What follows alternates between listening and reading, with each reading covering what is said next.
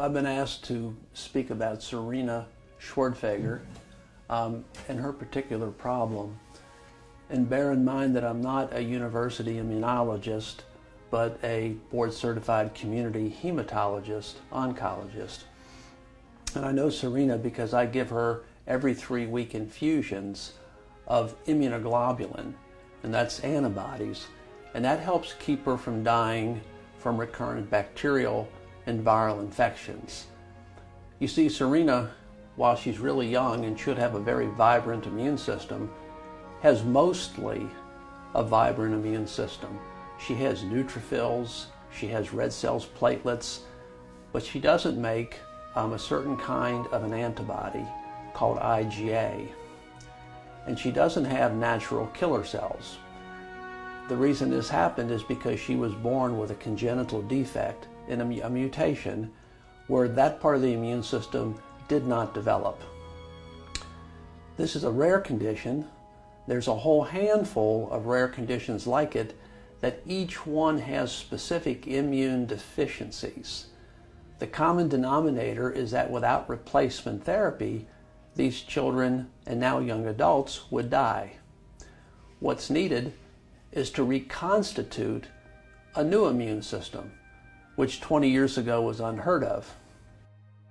Even today, there's not a specific plan for how to reconstitute the immune system, but I believe that it's reasonable that some university will agree to give her a new immune system from a matched, unrelated stem cell donor.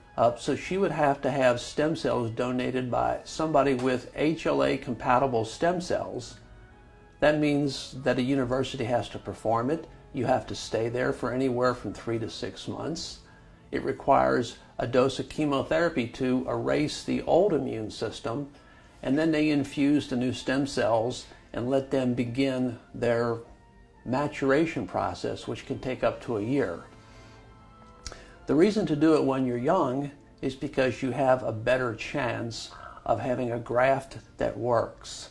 Another reason to do it when you're young is that it decreases the chances of dying from infection. Right now, Serena takes antibodies every 3 weeks, but she has an infection just about every month. Sometimes it's a virus and it goes away after about 2 weeks, and sometimes it's a bacterium and it takes antibiotics. And as everybody in America knows, too many antibiotics can't be good for you. Well, the whole need here is to find a university with a specific plan, find a matched donor, set that donor and Serena up, do the transplant, let it mature. That's going to be a year-long process at the least. She has to tolerate the transplant. She has to successfully graft, and then it has to gradually mature and become a fully functional immune system. The other need here is that these are very expensive.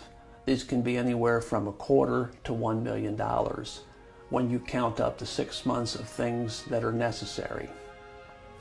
They're always done at universities, and they're done at universities that have an active program who treat other patients with defunct or defective immune systems.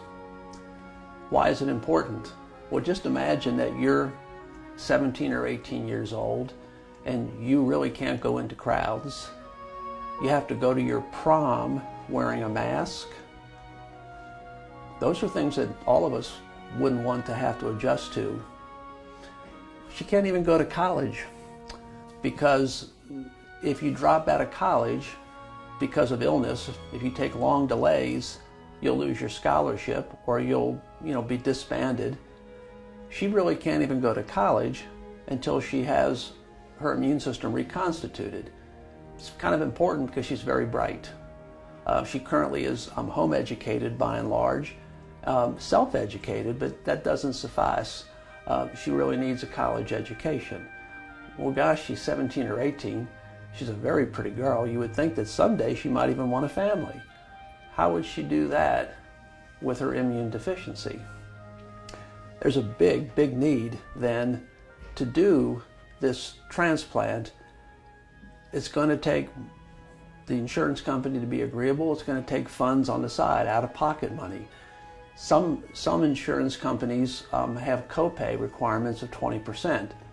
Imagine 20% of $500,000 to $1 million. So the need is to get a university to accept Serena for the program, get the matching done, and be raising funds at the same time for this purpose. I just don't think there's any other way except to get the transplant done. So please, help us. Thank you. Hey guys, my name is Serena. Thank you so much for praying for me. Please continue to pray for me, and just thank you so much for all your help.